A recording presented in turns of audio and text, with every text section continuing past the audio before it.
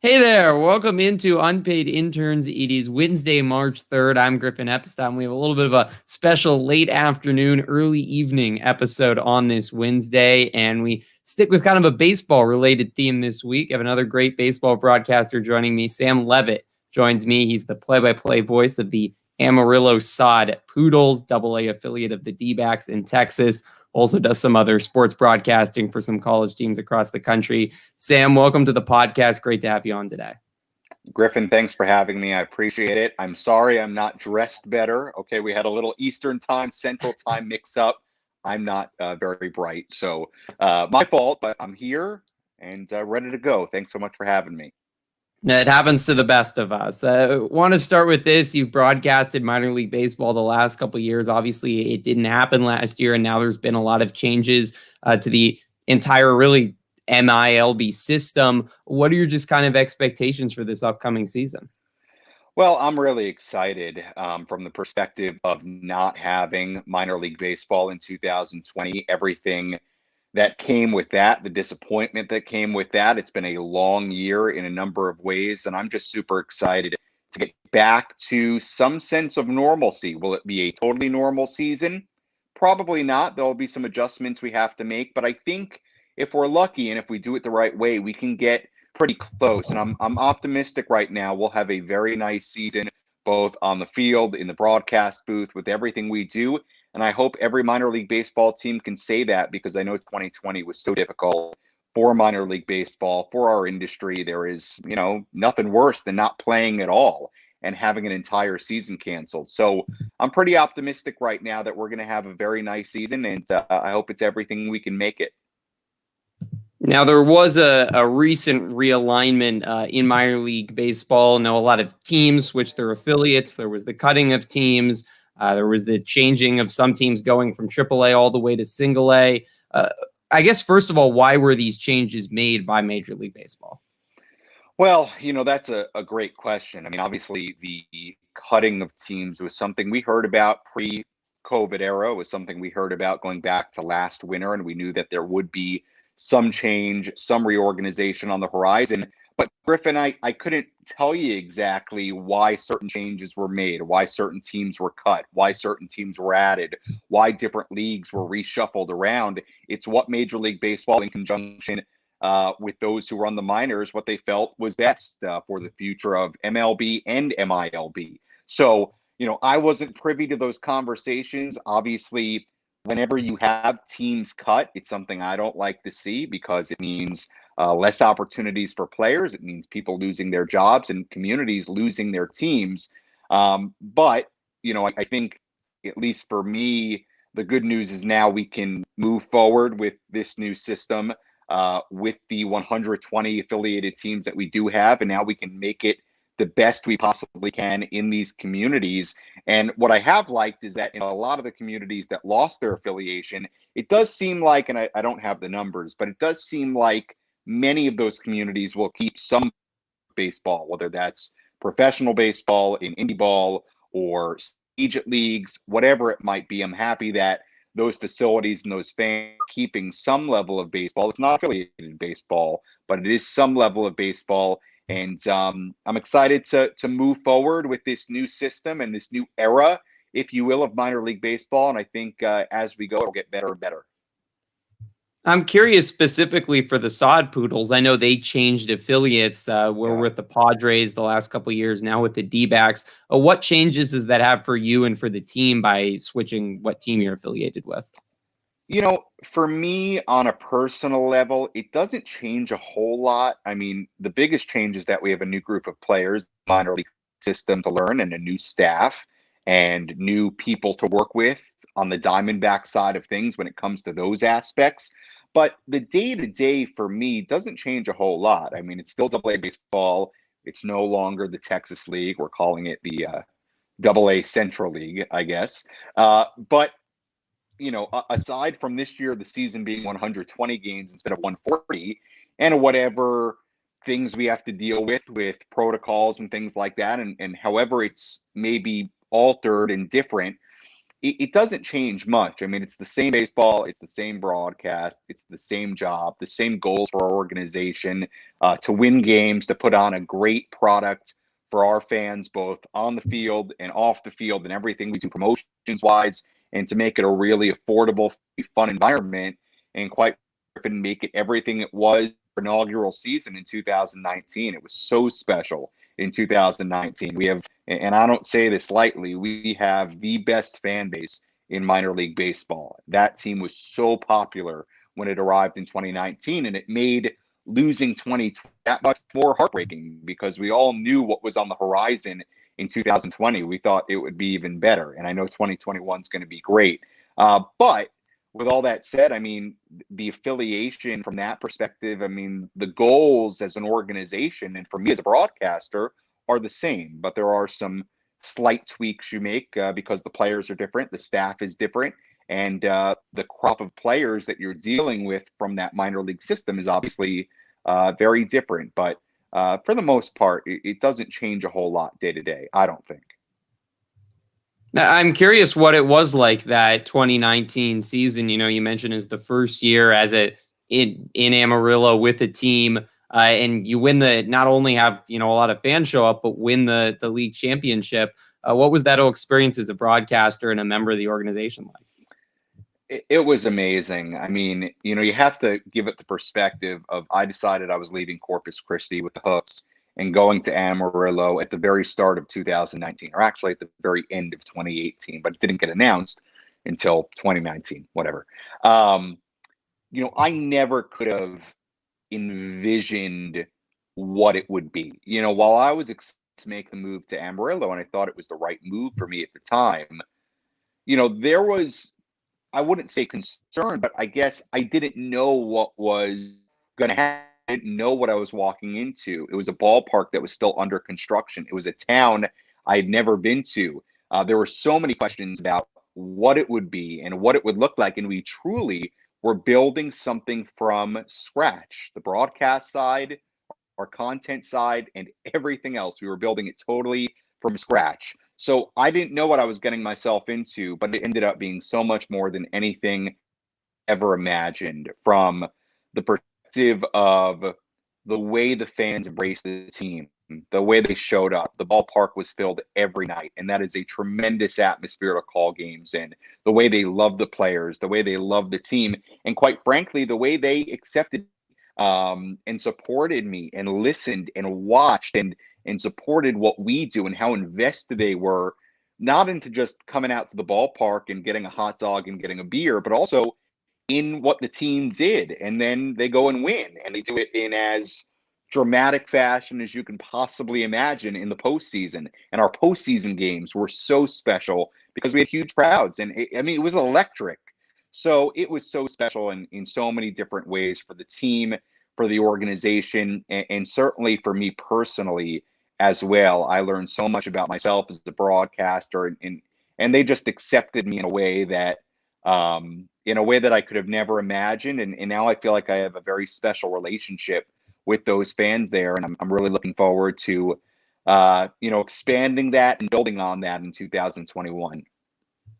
Now, you kind of touched on it. Obviously, last year had to be really tough with the entire season being canceled across minor league baseball. What were the challenges, both kind of for the organization as a whole, when you go, you know, you have your first season, then you go, you know, nearly 2 years, not 2 years, but nearly a year and a half, I guess, without playing a game. And you as a broadcaster, you know, expecting to have a full season, you don't get any games. It was, it was super tough. Like everyone, it kind of hit us out of nowhere. I mean, I think about my 2020. In fact, this week last year, I was down at Padres spring training doing some work down there. I mean, I could have never imagined that when I got to Amarillo, literally a half later, that, our season would be delayed by the time I got there a few days after.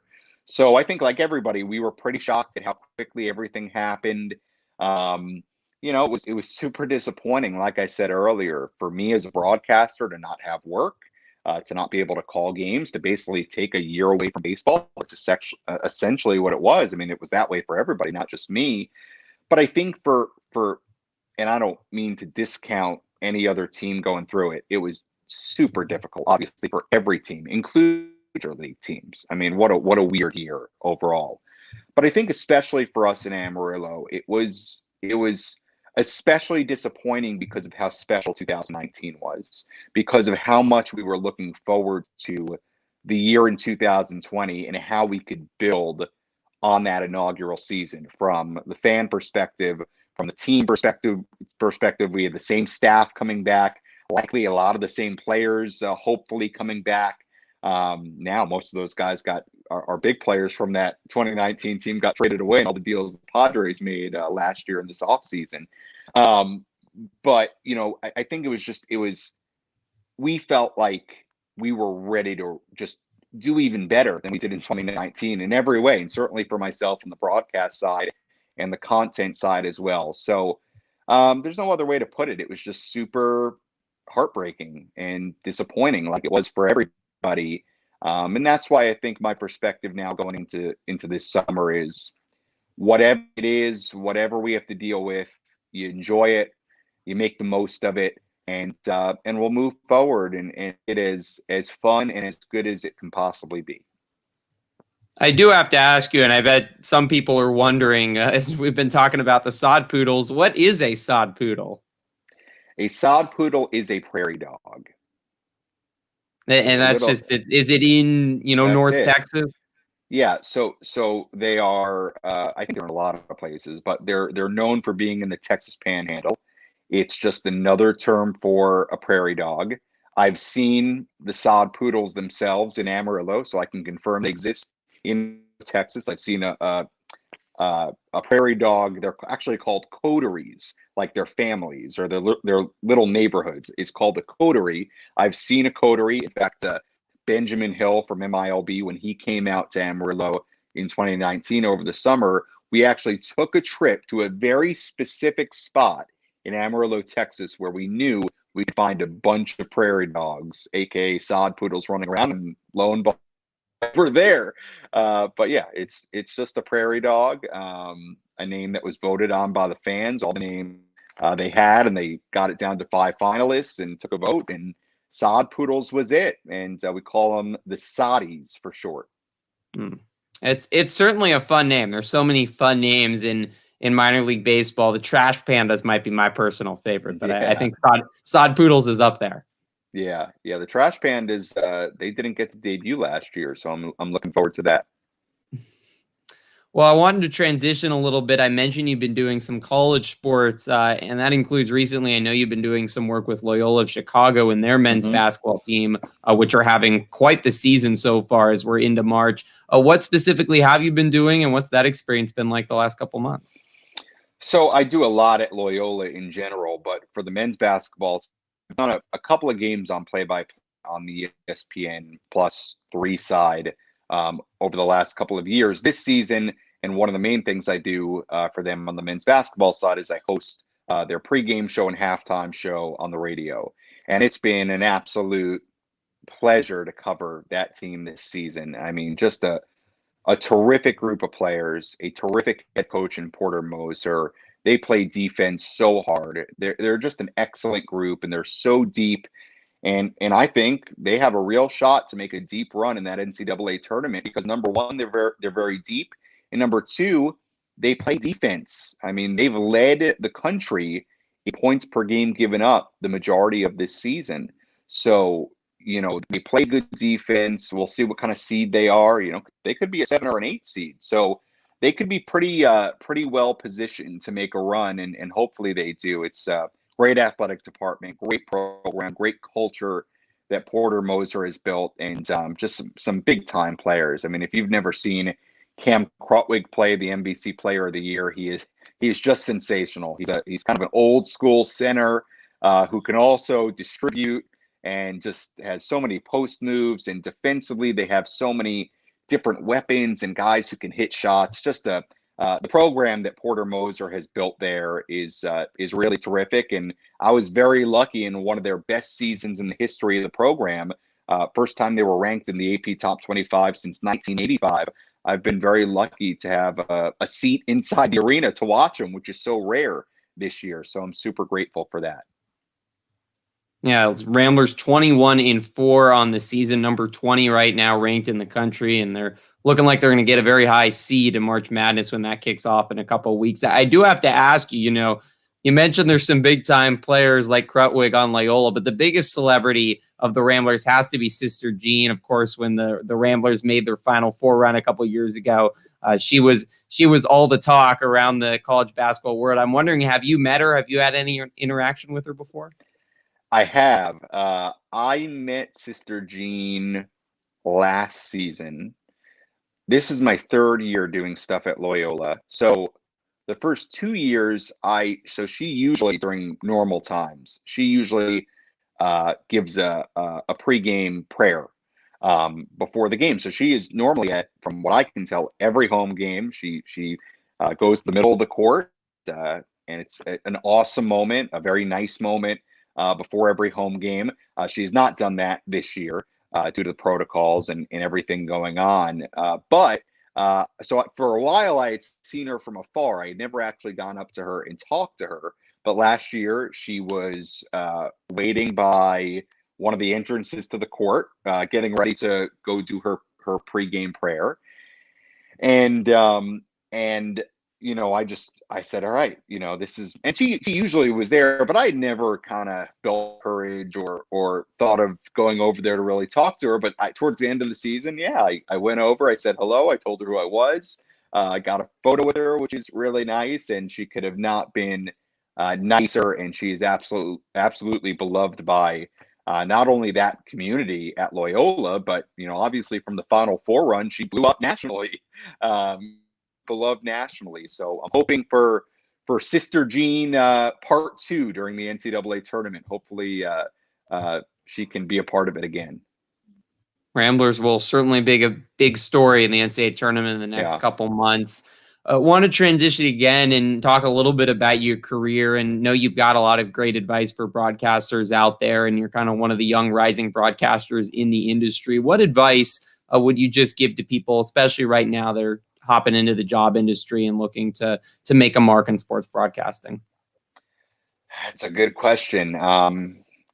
It's generally a good question. I think it's especially a good question right now. And unfortunately, this is a tough time because there's a lot of uncertainty still about what's going on at certain places. From the minor league baseball side of things, I think we're seeing right now some juggling and on the broadcast side, because unfortunately, very sadly, teams were cut. People were furloughed. People were laid off. I mean, a number of different things going on. So I think as we've got the schedule, we're starting to see kind of the different situations play out, and it'll be interesting to see what happens. Regardless of normal times or right now, I think to narrow it down, my biggest piece of advice for somebody, let's say coming out of college, like in Indiana, like yourself, Griffin, would be to always have the mindset of creating value. So when we talk about minor league teams, when we talk about first year jobs, I think a lot of it comes down to how do you create a unique value outside of just doing play-by-play, outside of reporting, outside of the broadcast booth. Because the reality is when you apply for a job, there will be a number of broadcasters and a number of professionals who can call a good game, who are good on air. There are a lot of people who are really good on air. But I think what can separate you is how do you create value? How do you create content that's different? That's always been one of my big advantages, is the ability to do different things and be really creative on the content side of things. Can you do sales? Can you name anything? Again, it's about creating that value. What makes you stand out to somebody when you apply? Is it versatility? Is it sales experience? Is it writing experience? I mean, it could be anything, but to me, that's always been, especially for the minor league jobs when you're just starting out, for really anything, even if you're applying to go work at a news station somewhere and be an MMJ and report somewhere. I think you're always trying to figure out, how am I going to stand out from this big pile of applicants? And in that pile, you're going to have people that are probably around equally as developed as far as their on-air skills. So to me, that's always my number one piece of advice is figure out how you're going to be a little bit different, how you are going to create value in a different way that maybe other people don't. And my other piece of big advice when first starting out and getting into it is you have to cast a wide net. And it's a business that requires you, for better or worse, and it's been this way in my case, and I can only tell my story, but it requires you to have an open mind when it comes to living in different places and taking different kinds of jobs. I'm somebody, I grew up in New York. I went to school here in Chicago at Northwestern. I lived in St. Louis for a few years. I spent some time in Lansing, Michigan. I lived in Corpus Christi, Texas. I lived in Amarillo, Texas. I mean, these are places that I had never been before, before I took jobs. So you have to, I think, cast a wide net because you never know what that opportunity is going to be. These jobs, even at the very base level, are super competitive. I'm sure you know that, Griffin. It doesn't get less competitive as you keep going up. It's always competitive. It's that kind of business. But you want to give yourself a shot in a lot of different areas and a lot of different teams because you don't know who's going to give you a chance.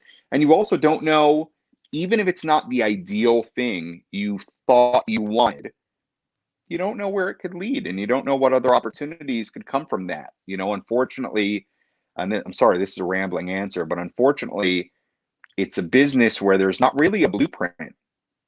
Everybody gets to their jobs and different goals and in very, very different ways and very different journeys. So I think you have to go in with a very open mind, if you will, when it comes to jobs in parts of the country and things like that. Now, I'm curious, you broadcast normally a full season of baseball, around 160 plus the postseason potentially, but believe you do that alone normally with minor league baseball and what you're broadcasting. What is that like? How do you prepare for that almost day in and day out, broadcasting 3 hours of baseball for nearly 5 straight months by yourself? Yeah, so at home, I typically have an analyst, which has been great. But you're right, on the road, I'm solo. And some nights at home, if it works out that way, I could be solo. But forgetting that part of it, from the general perspective of broadcasting a game every day and with the travel and with the rigors of working in minor league baseball, because a lot of your job is not broadcasting the game. In fact, broadcasting the game in some jobs, in some I've been in, it's just what you do when the game starts. I mean, when I was working in baseball for the Gateway Grizzlies, I was doing sales. I was the public relations person. I was, our video. I mean, take your pick. I mean, broadcasting the game was like the gift at night. So every job has been a little bit different. Luckily now in Amarillo, I would say my job is more broadcast focused, and I'm very lucky for that. It's one of the reasons I took it, because I wanted more of that. And I'm lucky I have a great support system with the rest of our staff where I can really focus on our pregame TV show, on our broadcast on the radio every night, on our MILB TV, on our content, on what we do post game, on all those kinds of things. But regardless of all that, it's, you just have to stay focused. You have to stay fresh. And quite frankly, I think one of the biggest things you learn in doing an 140 game season and doing it every day is you have to learn, like a pitcher has to figure out a way to get through his outing when he doesn't have his best stuff. You need to learn how to do that as a broadcaster, because sometimes you'll get off the bus on a trip from Corpus Christi to Amarillo that was just 12 hours, get off the bus at 9 a.m., and you play that night at 7 p.m. So you race home, get a quick nap in, and then I'm at the ballpark, for a game like that, I'm there by 1, 2 o'clock. So you have to figure out ways to get yourself through that and to, call a good game when you're feeling tired, when maybe you're not as prepped as you usually would be. Your book's not as filled out. You haven't done as much work that day. But that's one of the beauties of baseball, is that when you do it every day, I feel like you can get through it pretty darn well, because you cover the team every day and you're doing it every day. So, it's just about staying focused and keeping perspective on the season. I think the minor league baseball world can get very insulated because it's so demanding. It's so long. You have so many games, and it becomes your life, your world for 5 to 6 months. You just have to keep perspective that it's just a game, it's just a broadcast, and the goal is to have fun. That would be one of my biggest pieces of advice, Griffin. Going back to the last question, I think early on in my career, when I was on air, when I was just doing it in general day to day, I would have moments in games and times where I forgot that it was supposed to be fun. Like that's the whole reason I got into it, and put so much pressure on myself in a number of different ways. So you just got to keep that perspective that it's a game. There's one tomorrow. If you don't have the greatest broadcast on planet Earth that night, you got plenty left. So work hard, stay positive, keep perspective. And I think that's how you get through a baseball season. How do you kind of touched on a little bit, you're so busy, especially during the season, those 5 months, how you kind of balance, your job is so demanding, your broadcasting is so demanding, and just kind of making sure the rest of your life and your mental health and your sleep schedule and all that stays strong? My sleep schedule. I don't sleep a lot Maybe that can't generally. stay strong, but Yeah, I don't usually sleep a lot during baseball season generally. But you ask a great question. Look, the reality is that when we hit the schedule on May 4th, yeah, it's go time. I will be going until September 19th. Now, this year is a little bit different because we have these Monday off days. Off day every week. We go Tuesday to Sunday, off Monday the whole year. That's different. We haven't always had that. I think that'll actually help. I actually think that's one of the benefits of the way they've laid out this 120 game schedule. Is I think that will be really nice and really appreciated. We don't have the All-Star break. I like the All-Star break, but we're trading it out for one day off a week. It is still 6 out of 7 days a week. So it still is a lot. And by the way, I assume that a number of those number of those off days on the Mondays will also become travel days. So they're not all going to be off days, I don't think. Again, Griffin, I think it comes back when you talk about, and I'm not an expert in this because I get overwhelmed and I get negative too, but I think it comes down to perspective. When you talk about the mental health aspect of it, keep perspective that it's just a game. It's just a job. And I think something I've always said to people that I work with at these teams is that, the days can be crazy during a homestand. We have 10, 12 game homestand. It's a lot for everybody. But no matter what happens during the day, no matter what gets done, no matter what you do good, what you do bad, what you do good, what you do well, what you do bad, 7:05 comes and we're playing. The pitch gets thrown and we're going. Like the game's going to happen no matter what happened during the day, no matter what frustrations you have. Forget any of that. 6:45 I go on air. So earlier than that with our TV show. 6:25 I go on air, and once that happens, we're going. Doesn't matter. That's the beauty of baseball is you play every night.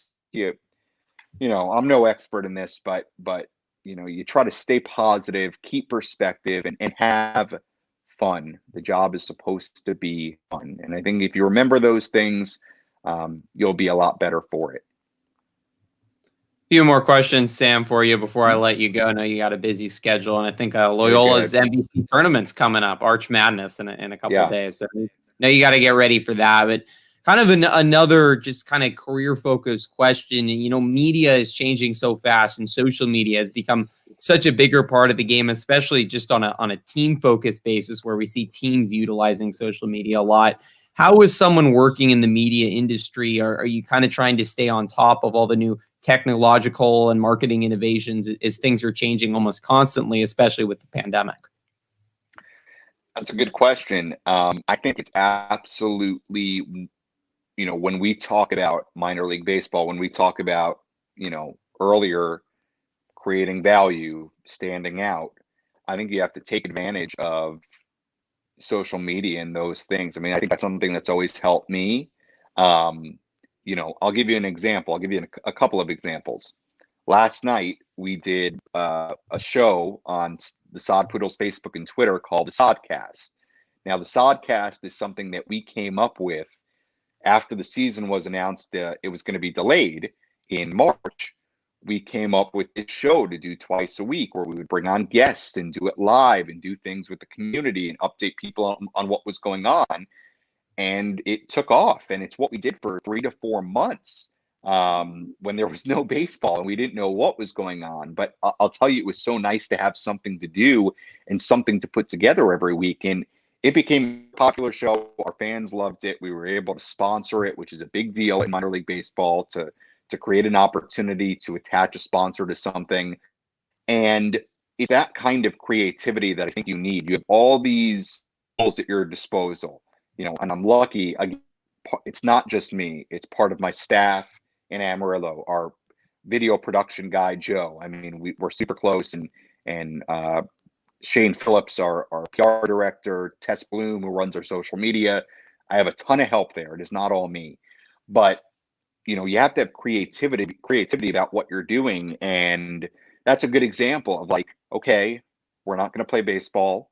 We need something to do. We want ways to attract sponsors and things like that, and keep our fans invested and involved.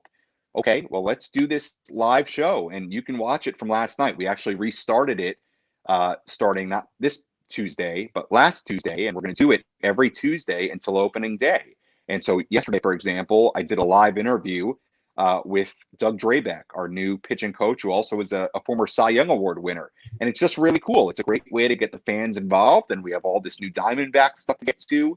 And we want to, teach our fans about these different faces they'll see in Amarillo and some of the different aspects. So you have to be creative. I think it's super, super important. Again, we talk about that word value, and you have a lot of tools at your disposal, whether it's Facebook or Twitter or live stream, whatever it is, to be creative and add value. I mean, TikTok, things like that. I mean, things that I've got involved in over the last few months. I mean, I think it's very, very important, because the reality is, Griffin, is times change and the way people consume things change. The way people consume things, even 5-10 years ago, is very, very different.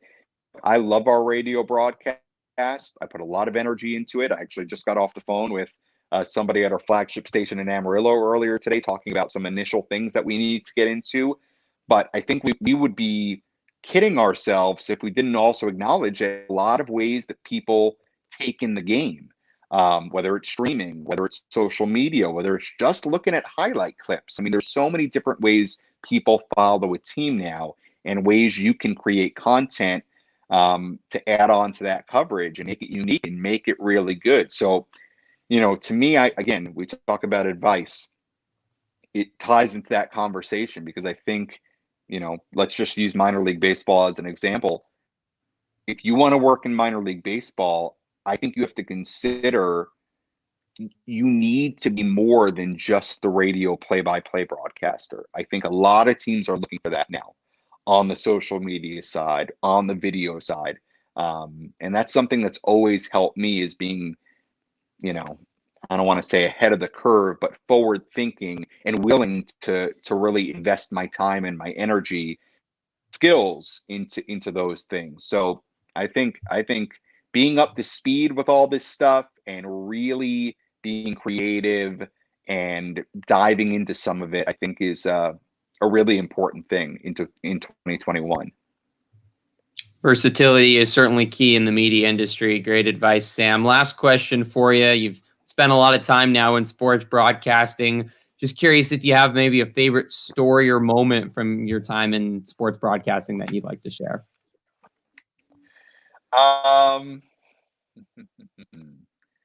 Favorite story or moment? Yeah, lots of stories. Oh, hold on. Sorry. I got my ring light here. Hold on. Before I answer this, I gotta tighten it up. My bad. Hold on. Good. You saw my shorts now. That was the goal. Don't see the shorts. Favorite. Okay, so stories, I have a lot of.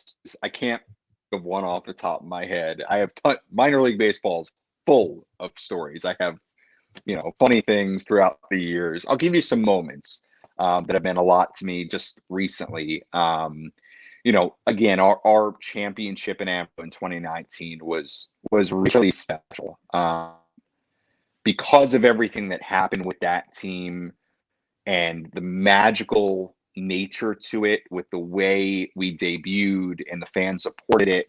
And then the fact that we won and the way we won. I mean, in the division series, they trailed 2-0. They go on the road. They win 3 in a row to get to the championship series.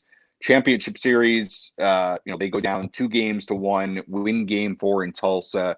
And then game 5 are down 3 in the in the top of the 9th inning, and load the bases. Taylor Trammell, who the Padres had traded earlier year, steps to the plate and was just newly one of their big time prospects, hits a grand slam and wins it. And the way that transpired and how magical that felt, I said during that 9th inning after Trammell hit the home run, I said a magical moment in a magical season. And that is 100% what it was. So that was special to me to have the privilege to be there for that moment.